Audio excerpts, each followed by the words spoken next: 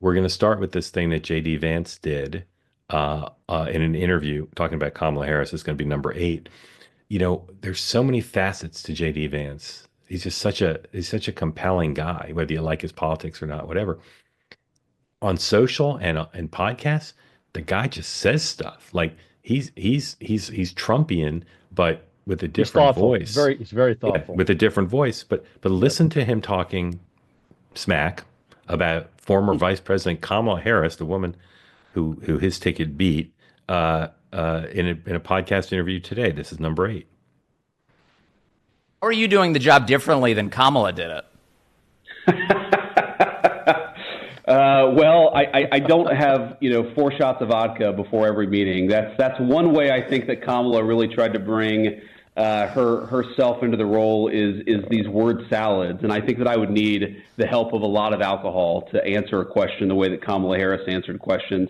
I mean, look, man, I don't know. My sense is, and this is a little bit of guesswork. Obviously, I don't talk to Kamala Harris or Joe Biden very often, but my sense is that So, I mean, in the olden days, before Trump, like vice presidents of opposing parties wouldn't talk about each other that way. I mean, they just wouldn't. So, Ryan, you for that, against that? Just think it's funny? How do you feel about him saying Um, she used to drink 4 vodkas before doing her job?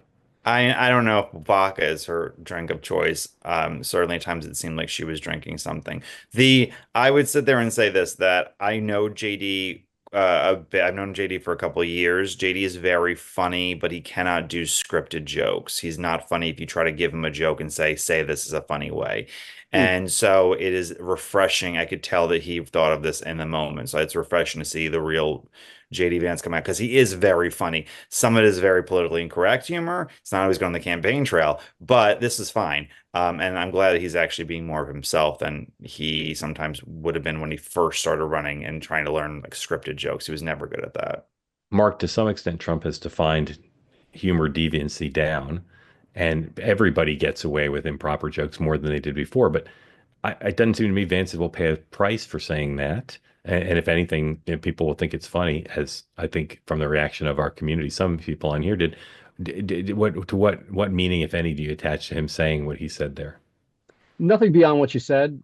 Remember that when he was first introduced on the campaign trail as the vice president, the Trump campaign spent 2.5 weeks with the media obsessing about the childless cat lady's comment from two Right, years before. right. Also a And joke. he survived that, so to Yeah. speak.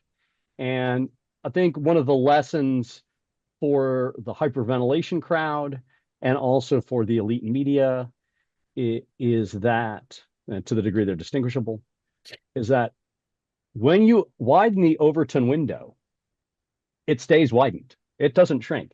Like, so if everything's a crisis and everything is terrible and all that stuff, this is sort of the kind of the natural evolution of this. So to your point, I think we're coming back to an era where politically incorrect is okay to say. Yeah. Good. Well said.